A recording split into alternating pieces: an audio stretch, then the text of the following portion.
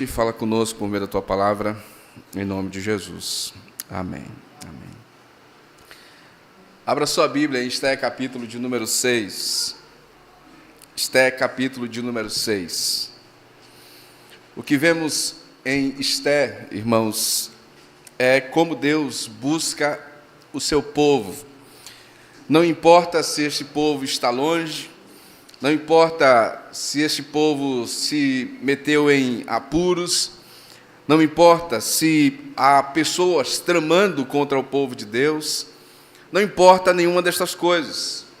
O fato é que Deus ama o seu povo, estabeleceu com ele uma aliança, e o Senhor se move então para salvá-los, para amá-los, para protegê-los, porque são seus filhos.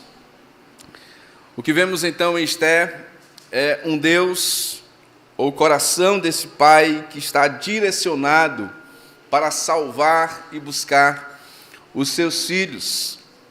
Como disse certo comentarista, Esté capítulo 6 é um perfeito estudo de caso sobre como todas as coisas cooperam para o bem daqueles que amam a Deus e são chamados para o seu decreto. Então, abra sua Bíblia, Esté, capítulo de número 6. Eu vou fazer a leitura de todo o capítulo, é um capítulo pequeno, e eu vou fazer a leitura de todo o capítulo.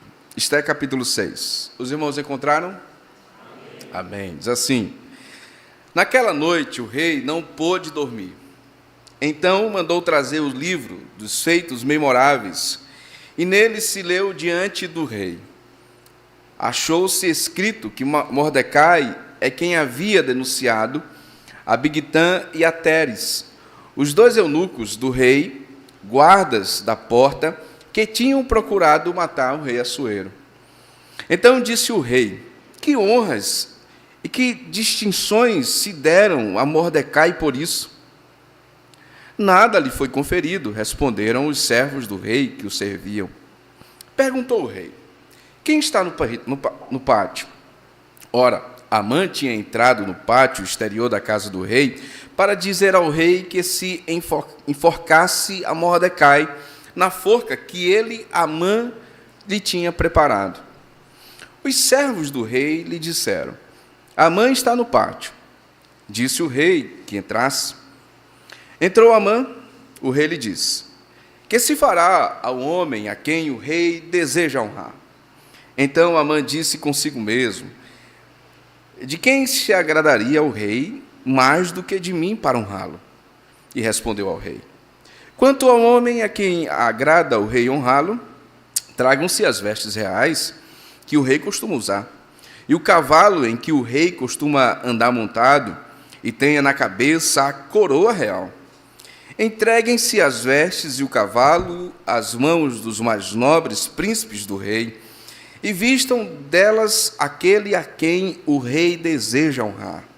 Levem-no a cavalo pela praça da cidade, e diante dele apregoem: assim se faz ao homem a quem o rei deseja honrar.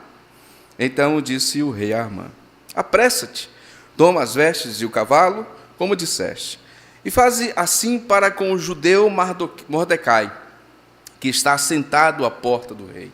E não omitas coisas nenhuma de tudo quanto disseste.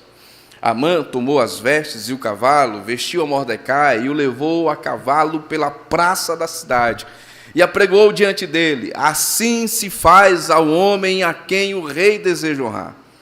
Depois disto, Mordecai voltou para a porta do rei, porém Amã se retirou correndo para casa, angustiado e de cabeça coberta. Contou Amã a Zeres, sua mulher, e a todos os seus amigos tudo quanto lhe tinha sucedido. Então os seus sábios e Zeres, sua mulher, lhe disseram: se Mordecai, perante o qual já começaste a cair, é da descendência dos judeus, não prevalecerás contra ele. Antes, certamente cairás diante dele. Falavam estes ainda com ele quando chegaram os eunucos do rei, e apressadamente levaram Amã ao banquete que Esté preparara. Amém. Santo Deus, o Senhor é um Deus que intervém naquilo que parecia estar perdido, naquilo que parecia, ó Deus, impossível para nós. O Senhor gera reviravoltas para dar vitória ao teu povo. Ó Pai, fala conosco esta noite, em o nome de Jesus. Amém, amém, amém. Meus irmãos, a providência de Deus está mais um dia de trabalho. Está trabalhando, está operando. Na verdade, ela não para em nenhum momento. Isso fica evidente do texto que nós acabamos de ler. Porque, às vezes, Deus trabalha de forma invisível ou de forma visível através dos milagres. Deus abre o mar vermelho, Deus derruba muralhas, Deus faz coisas extraordinárias aos nossos olhos. Mas, às vezes, Deus trabalha através da sua mão invisível da providência. Esse é um desses textos aqui. E esse é um dos grandes temas do livro de Esté. O nome de Deus nunca é citado, não há aparecimento de um anjo, não há um profeta dizendo, olha, assim diz o Senhor, não há qualquer acontecimento extraordinário, todavia Deus está trabalhando.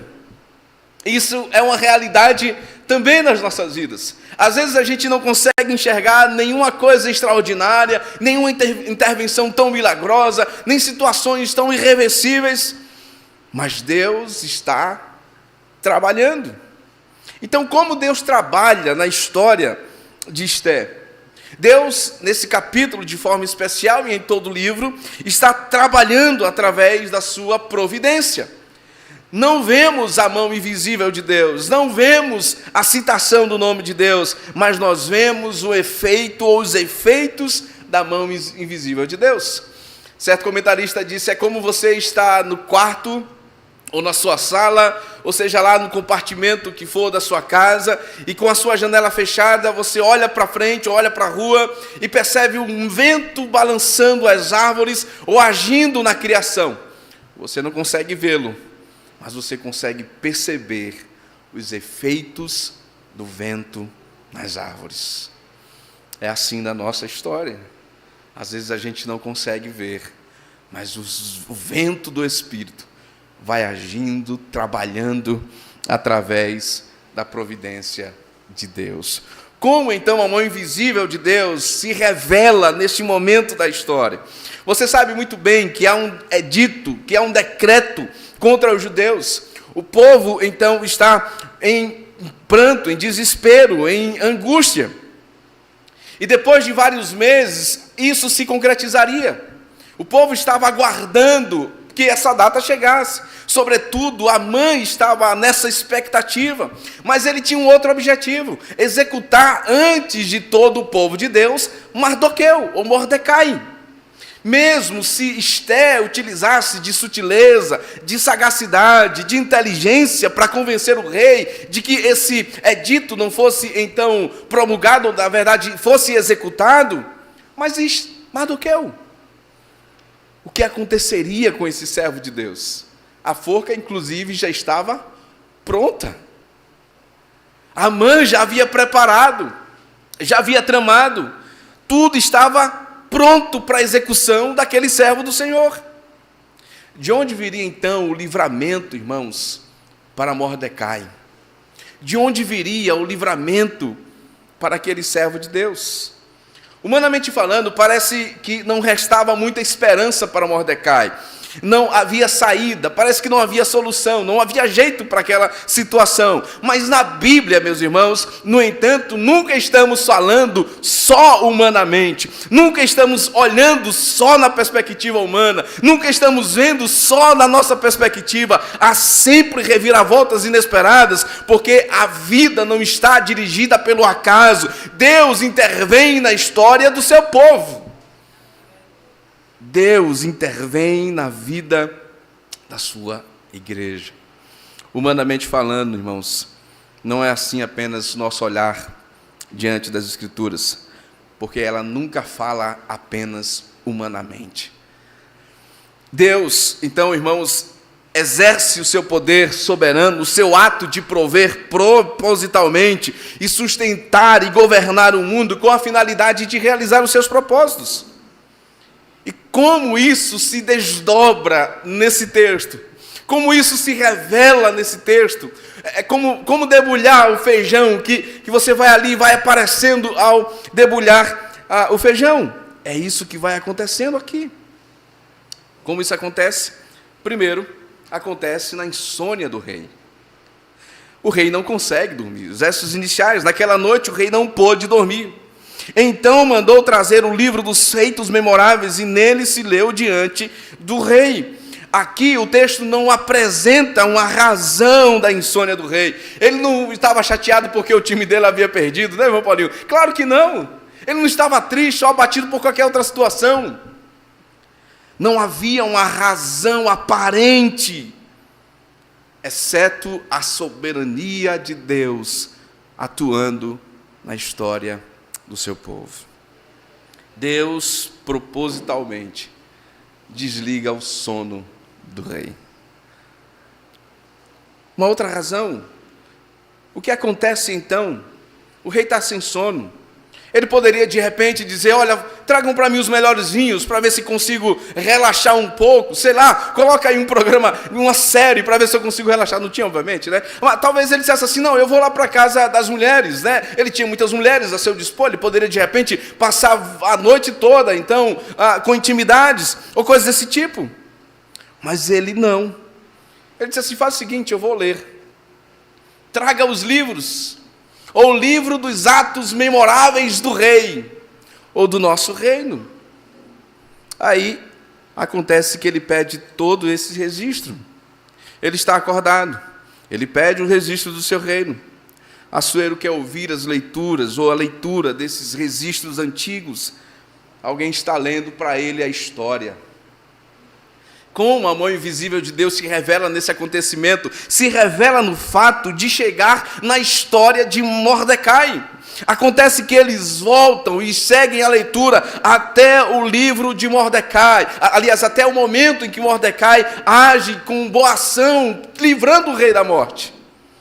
Ele percebe que aproximadamente uns 4 ou 5 anos, uma tentativa de assassinato foi montada por 2 homens que faziam parte da segurança real, que eram então agentes de guarda do rei, mas Mordecai ouve essa conversa, conta para a rainha Esther, a Esther conta para o rei, se constata que é verdade, e o rei é livrado da morte.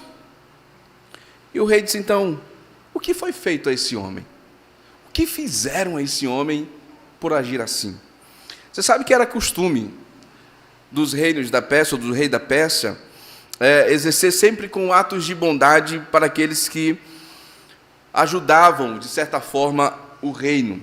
Eles recompensavam esses homens. Então o rei pergunta, se é um ato característico do nosso reino, então o que foi recompensado, o que foi feito para ele? Aí se diz, nada foi feito, ó rei. Nenhuma recompensa foi dada. Nenhum quebra-queixo foi dado a Mordecai.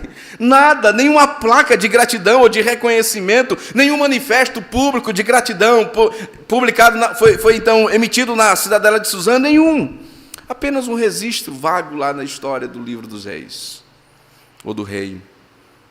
Sabe, queridos irmãos, às vezes na vida da gente, esses detalhes que parecem coisas pequenas demais, insignificantes demais, são meios utilizados por Deus para abençoar o seu povo. Às vezes é alguém que a gente conhece, às vezes é um lugar que a gente vai, às vezes é uma situação aqui, às vezes é uma situação ali, são momentos que vão se cruzando a nossa vida e de repente parecem insignificantes, sem muita importância, mas Deus utilizará esses meios para abençoar a sua igreja, a sua vida. Meus irmãos, vejam que coisa interessante. Na história, nos versículos iniciais, fica claro como a mão de Deus vai atuando na história do seu povo. Talvez alguém diga assim: não, isso foi coincidência. Ah, sei lá, isso foi o acaso. Não, foi por acaso. Não foi. Um discípulo de Jesus vai olhar e vai dizer: Senhor, era a mão de Deus, era a mão de Deus. O Senhor atuando na vida do seu povo. Ouça uma coisa, irmãos. Não questione a providência de Deus. Em situações em que você talvez chegue a dizer: Senhor, eu não estou entendendo muito bem. Era costume do reinado, de repente, abençoar ou louvar ou manifestar algum ato de bondade, mas eu não recebi nada. Senhor, eu não entendo porque certas circunstâncias eu estou enfrentando agora. Mas uma coisa nós precisamos pensar, meus irmãos, é pensar biblicamente, é saber que Deus está conosco, é saber que Ele está no controle, é saber que Ele nos ajuda em meio a essas circunstâncias, é saber que Deus está, então, cuidando e ajudando o seu povo. Saiba, querido, que fé é confiar na presença e na providência de Deus antes de vê-la completamente. Isso é fé. Senhor, talvez eu não consiga enxergar, mas eu sei que o vento do Senhor balançará as árvores, pois o Senhor agirá em favor do seu povo. Assuma, portanto, meu irmão e minha irmã, a providência de Deus em sua vida e reinterprete os eventos da sua vida. E reinterprete as circunstâncias da sua vida. E reinterprete os momentos da sua vida. Às vezes a gente olha e diz assim: não, o Senhor quer exterminar comigo, o Senhor quer acabar comigo, o Senhor não cuida de mim, o Senhor parece que não me ama, o Senhor parece que não me vê. Esses questionamentos são frequentes às vezes em um coração que não consegue enxergar a mão de Deus, a providência de Deus, o cuidado de Deus. Deus está trabalhando nos detalhes, irmãos. E nós precisamos então ver os efeitos da presença do Senhor em cada detalhe da nossa vida. Quando a tragédia acontece, quando a alegria surpreende, quando a tristeza domina, a oportunidade bate à porta, as circunstâncias nos levam ao limite e às vezes não temos respostas para essas coisas. De alguma forma, de alguma maneira, como cristãos, sabemos que a solução está profundamente em confiar na providência de Deus, no cuidado de Deus. É isso que acontece. O rei abençoa, então, Mordecai diante do seu povo. Mas veja a sequência do texto, por favor. Versículo de número 4 em diante. Perguntou o rei: quem está no pátio? Ora, Amã tinha entrado no pátio exterior da casa do rei para dizer ao rei que se enforcasse a Mordecai na forca que ele, Amã, lhe tinha preparado. Perceba que coisa interessante. O rei não consegue dormir. Lá para as tantas, ele está lá revendo os livros. Ele é informado sobre a atitude de Mordecai. Ele resolve então, ele propõe no seu coração abençoar ao homem que salvou, que livrou a sua vida. Mas havia uma outra pessoa no palácio, que era Amã, que tinha ido com um objetivo diferente contra o povo de Deus. O objetivo contra Mordecai era, então, buscar Mordecai, pedir a autorização do rei para enforcá-lo. Logo cedo o homem estava lá, na aurora, no começar do dia. Mas Deus chega antes. Mas Deus chega antes. É assim que acontece na vida do povo de Deus. Deus sempre chega antes contra os nossos inimigos. Deus chegou antes. Sabe, irmãos, quantas vezes, talvez isso nem chegue ao nosso conhecimento, mas quantas vezes pessoas se levantaram contra nós, ou o inimigo se levantou contra nós, mas Deus chegou antes. Simples assim. Ele chegou primeiro. Simples assim. O objetivo de Amã era buscar Mordecai. E Deus disse: tá bom, você vai buscá-lo. Você vai pegá-lo. Você vai andar com ele na cidade. O objetivo era a morte. Mas Deus disse: o meu objetivo é outro. Sabe quantas vezes se tramam contra a gente? Agora vai. Agora vai. Mas Deus chega primeiro. Veja a sequência do texto. Os servos do rei lhe disseram: Amã está no pátio. Disse o rei que entrasse. Então entrou Amã. O rei lhe disse: que se fará ao homem a quem o rei deseja honrar? Então Amã disse consigo mesmo. Imagina Amã ouvindo as palavras do rei. Ô Amã, olha, veja só, eu quero fazer um ato de bondade, e eu quero saber de você o que é que eu devo fazer para um homem a quem Deus deseja honrar, a quem Deus deseja abençoar, a quem Deus deseja, então, a quem o rei deseja, então, dar uma certa notoriedade. Aí Amã enche o peito. Quem no palácio, ou quem em Suzã, o rei queria honrar mais do que a mim? Esse é o pensamento de Amã. Veja, ele diz assim: quem se fará ao homem a quem o rei deseja honrar? Então Amã disse consigo mesmo. Que se fará, né?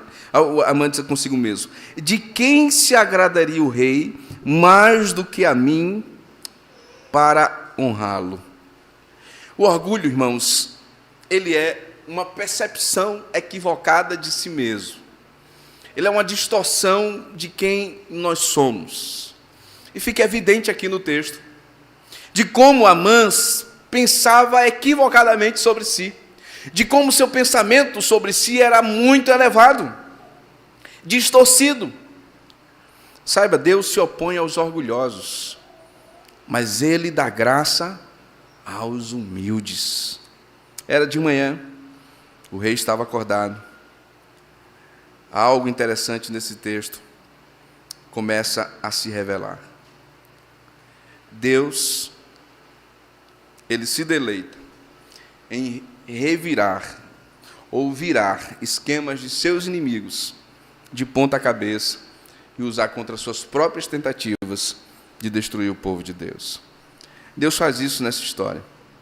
O povo estava ainda debaixo do decreto de genocídio, sabendo ainda se funcionaria ou não o plano de Esté. A armadilha estava lançada e o Senhor começa a desvendar as tramas do inimigo. E é interessante, porque a estrutura do livro de Esté, irmãos, ela é construída em torno do que se chama de quiasmo, que é uma figura de linguagem, e se refere a um dispositivo literário que geralmente é usado em poesia ou narrativa, no qual o autor enfatiza informações importantes ou aspectos importantes na história a partir da sua organização. Deixa eu deixar mais claro isso. Então, Esté funciona exatamente com essa figura de linguagem. Um exemplo. O livro de Esté começa com a exaltação de Assuero, no contexto de duas festas. O livro de Esté finaliza com o esplendor de Mordecai, no contexto de duas festas. Assim como o livro começa, o livro termina. No início, Assuero, no final, Mordecai. Então, essa história, ela se cruza. O livro, o quiasmo é a ideia de um X. E o ponto mais importante, então, da história é quando essas duas hastes se cruzam. Esse é o ponto mais importante da história. E é exatamente aqui onde ele começa. Até aqui você vê os inimigos prevalecendo, até a metade do livro. A partir da metade do livro, você vê os inimigos agora sendo perseguidos por Deus. Essa é a história que vai acontecendo a partir daqui. Ou seja, a própria estrutura do livro está revelando o propósito de Deus de exaltar agora o seu povo e de dissipar e destruir os seus inimigos. Mordecai, ou Amã, estava em busca de honra, de glória, de poder, de exaltação. Mas o que ele vai experimentar agora é a destruição e a perseguição do próprio Deus, porque ele se levantou contra o Senhor. Certo comentarista disse: Deus não é como um artífice que constrói uma casa e depois a abandona. Deus é um capitão que conduz o navio de toda a sua criação. Deus está construindo ou conduzindo para manifestar o seu poder e a sua glória. De que forma ele faz isso? Veja, portanto, a sequência do texto. Então, versículo de número 7. E respondeu ao rei: quanto ao homem a quem agrada ao rei honrá-lo, tragam-se as vestes reais que o rei costuma usar, e o cavalo em que o rei costuma andar montado, e tenha na cabeça a coroa real. Entreguem-se as vestes e o cavalo às mãos dos mais nobres príncipes do rei, e vistam delas aquele a quem o rei deseja honrar. Levem-no a cavalo pela praça da cidade e diante dele apregoem. Assim se faz ao homem a quem o rei deseja honrar. Olhe só a reviravolta. Então disse o rei a Amã: apressa-te, toma as vestes e o cavalo, como disseste, e faze assim para com o judeu Mordecai, que está assentado à porta do rei. E não omitas coisas nenhuma de tudo quanto disseste. Amã tomou as vestes e o cavalo, vestiu a Mordecai e o levou a cavalo pela praça da cidade e apregoou diante dele. Assim se faz ao homem a quem o rei deseja honrar. Perceba, meus irmãos, Deus publicamente expõe o vexame dos seus inimigos. E o Senhor publicamente exalta o servo Mordecai. O Senhor usa os próprios esquemas do inimigo para realmente exaltar o seu povo. Amã estava dizendo: sou eu que vou vestir as vestes do rei. Sou eu que vou andar montado na cidade com o cavalo real. Sou eu que serei então coroado, usarei a coroa do rei. Estava tudo esquematizado no seu coração. Estava tudo articulado no seu coração, pois ele achava que o rei o honraria. Mas o Senhor, então, usa esse meio para honrar o seu servo Mordecai. Meus queridos irmãos, enquanto Mordecai, ou depois de toda essa situação, diz o texto, versículo 12 em diante, que Mordecai voltou para a porta do rei. Porém, Amã se retirou correndo para casa, angustiado e de cabeça coberta. A urgência em retornar para casa é como se ele quisesse se fechar para o mundo. Amã, quando chega em casa, ele também não encontra consolo na sua casa. Sua esposa e seus conselheiros, os seus amigos que lá estavam, de repente, eles são tomados de uma sabedoria e eles começam a apontar para um aspecto importante. Eles estão dizendo assim: Amã, não adianta perseguir o povo de Deus, não adianta lutar contra Deus, certamente cairás diante dele. Perceba, meus irmãos, que tragicamente não houve mudança em Amã. E o resultado a gente sabe muito bem que acontece no capítulo 6. Do capítulo 6 em diante, os inimigos do povo de Deus estão em fuga e o povo de Deus está em ascensão. Esté está totalmente ausente desse capítulo. Mordecai é um personagem passivo diante de toda a situação. Mas o que fica evidente é como Deus está mudando as coisas e restaurando a sorte do seu povo. Algumas aplicações, irmãos, para a gente nesta noite. Primeira delas, essa é uma pergunta que eu faço a você. Você tem confiado na providência de Deus? Você tem ciência de que ela está trabalhando todos os dias para o bem do povo de Deus? E que Deus está engajado em proteger e cuidar do seu povo? Talvez você diga assim: Deus está distante, Deus está desengajado, Deus está indiferente para com a minha situação. Meus irmãos, o Senhor está ativamente envolvido no mundo que Ele criou. Ele dirige todas as coisas, da maior à menor. Tudo está de acordo com o seu plano soberano. Deus não está despreocupado com os acontecimentos da sua vida. Deus está inteiramente envolvido com eles. Portanto, maravilhe-se diante do amor de Deus.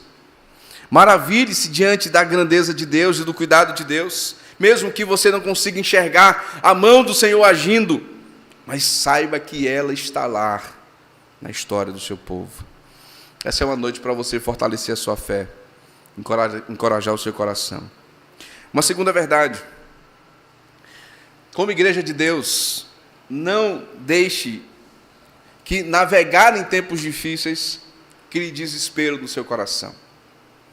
Lembre-se de como Deus preservou e avançou o seu reino ao longo da história, através de uma igreja local. Eu queria encorajar você esta noite, como membro dessa comunidade, como membro dessa igreja, a olhar não das perspectivas das nossas capacidades, não na perspectiva das nossas forças, não se de repente a gente não tem tanto espaço como a gente queria, não se de repente a gente não tem tantas salas como a gente queria, ou coisas que de fato faltam na nossa comunidade, mas eu queria que você fosse encorajado esta noite a olhar na perspectiva soberana de Deus, de que em coisas pequenas, em momentos pequenos, ou regiões pequenas, ou circunstâncias pequenas, Deus transforma em coisas grandiosas. Desfrutaremos, irmãos, eu creio nisso, de muitas conquistas que Deus dará a essa comunidade. Deus nos trouxe aqui para um propósito glorioso. É assim que o reino de Deus começa, como uma semente que é plantada em um bom solo, em uma boa terra, e ela cresce, e ela se multiplica, e ela se desenvolve e frutifica. Deus lhe colocou aqui, meu irmão, minha irmã, Deus lhe colocou aqui com o objetivo de se envolver dia após dia com esse reino que está crescendo, e mesmo que enfrente oposição, mesmo que enfrente perseguição, mesmo que enfrente oposição, Deus fará o seu povo prosperar, Deus fará a sua igreja prosperar, porque Ele está inteiramente envolvido nesta obra. Mas uma terceira coisa: se você não for um discípulo de Jesus, este capítulo 6 é um aviso arrepiante para você. Porque, humanamente falando, a queda de Amã não era tão previsível assim. Ele tinha tudo. Tinha fama, tinha riqueza, tinha posição, tinha honra. Quando ele passava, os oficiais se curvavam diante dele. Ele era alguém, então, muito importante no reino. Parecia, então, nada previsível a queda de Amã. No entanto, no espaço de menos de 24 horas, ele foi desonrado e morto. Sabe por quê? Porque ele escolheu atacar a descendência do povo de Deus. E desse modo, ele se opôs ao Deus de Israel. Ele atacou um servo de Deus. Depois se estendeu ao povo de Deus. E Deus disse assim: não. O meu servo não. O meu povo não. A queda de Amã pode não ter sido humanamente previsível. Quem diria, de repente, os homens do palácio poderiam invejar a posição de Amã e dizer: olha, esse homem nunca mais ou nunca cairá dessa posição. Mas, na perspectiva da Escritura, a sua queda era previsível, porque Deus abate os orgulhosos. Deus abate os que se opõem ao seu reino. Deus abate os que se opõem ao seu povo. Deus disse a Abraão: vou abençoar os que te abençoarem, e vou amaldiçoar os que te amaldiçoarem. Perceba o seguinte, meus irmãos, as marcas da maldição não estavam tão evidentes assim, não estavam tão visíveis assim.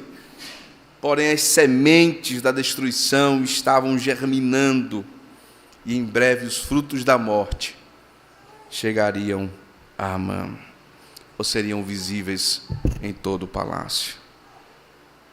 Talvez você diga assim: minha vida está indo muito bem, obrigado, eu não preciso de Deus.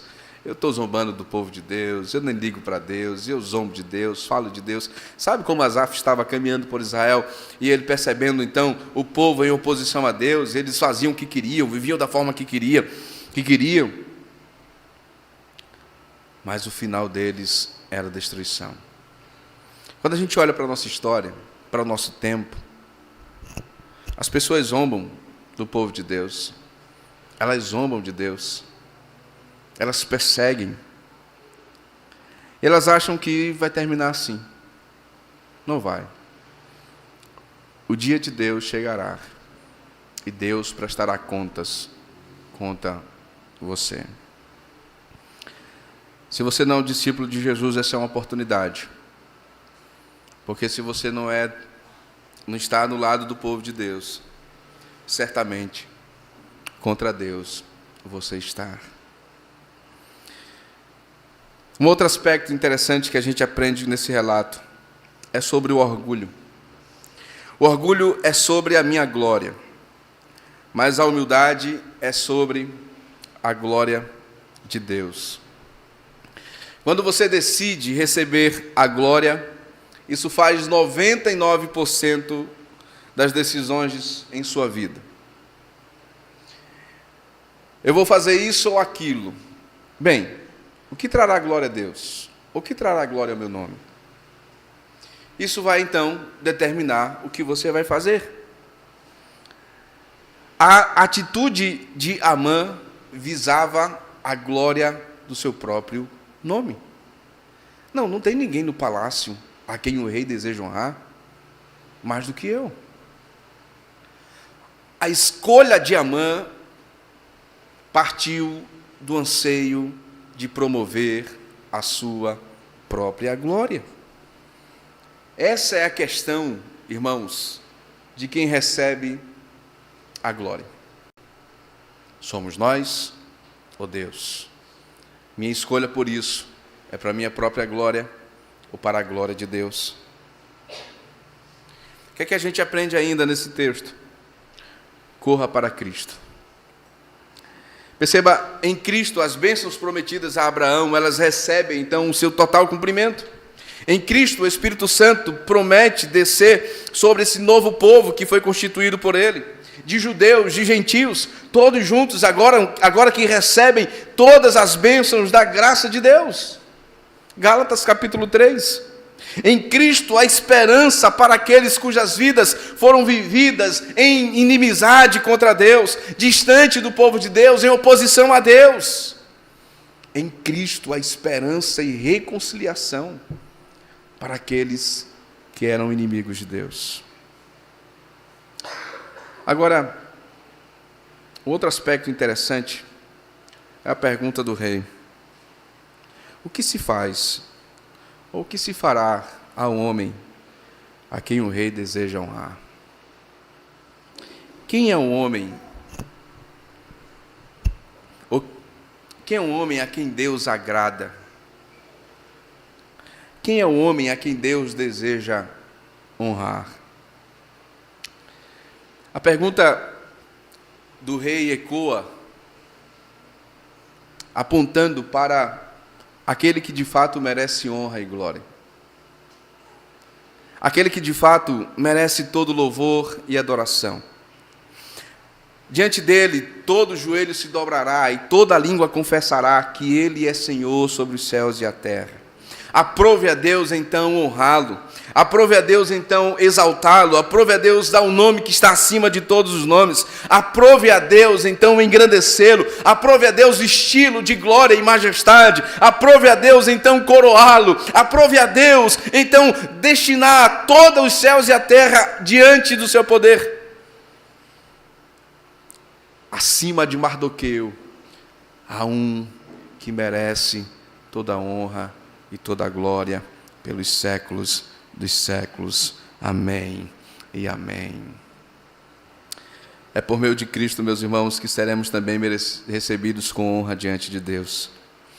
Como disse o apóstolo Paulo, se sofremos com Ele também seremos glorificados. Talvez, como discípulos, a gente enfrente desonra por amor de Cristo. Talvez a gente perca amizades. Talvez a gente seja visto com indiferença. Talvez a gente seja excluído de grupos, porque nós devemos ou desejamos honrar a Cristo. Não tem problema, meu irmão. Não tem problema, jovens. Não tem problema, igreja. Ao lado de Cristo, Deus lhe honrará. Ao lado de Cristo, você vai ser recebido na eternidade, será glorificado. A Bíblia diz que nós reinaremos com Ele, que nós então participaremos de toda a sua glória. Não há problema se a gente, de repente, não for honrado neste mundo. Há um Deus que nos honrará, e isso já está escrito, está prometido. E é certo para todo aquele que ama ao Senhor. Nós que somos crentes, meus irmãos, esse capítulo é uma pílula de esperança,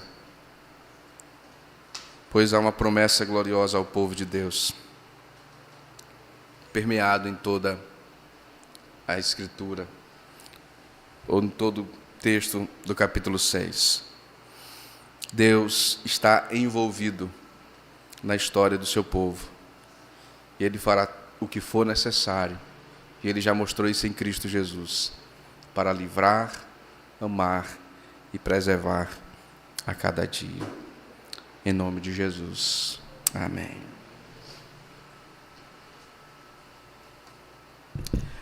Deus Santo e querido Senhor, tira do nosso coração a pretensão de se opor ao teu governo, à tua glória. Se de repente, ó Deus, há no nosso coração alguma semente de orgulho, de rebeldia, de oposição, tira, ó Pai, porque não há quem possa vencer o Senhor, não há quem possa triunfar contra o Senhor. Nos dê um coração submisso, que olhemos, ó Deus, para esse exemplo de alguém que se opõe ao teu reino e ao teu povo, e nos afastemos dessa realidade. Ó Deus, nos dê um coração humilde, nos dê um coração que se curva diante da soberania do Senhor, que descansa diante da mão invisível do Rei que trabalha pelo seu povo.